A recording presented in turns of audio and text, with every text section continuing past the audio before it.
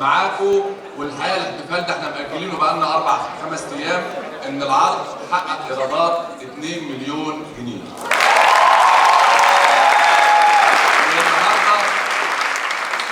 والنهارده بدأنا في المليون الثالث من 5 ايام، فحبينا نحتفل مع جامعه القاهره بهذا الحدث الكبير.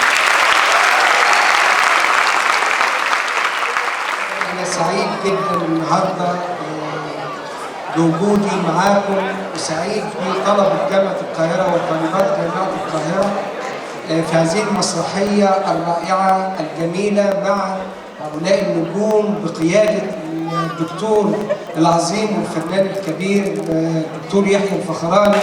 وهذا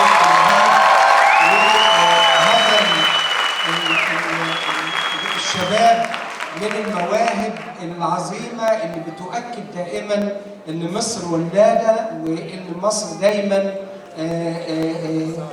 شعب بيصنع البهجة وبيصنع الفرح.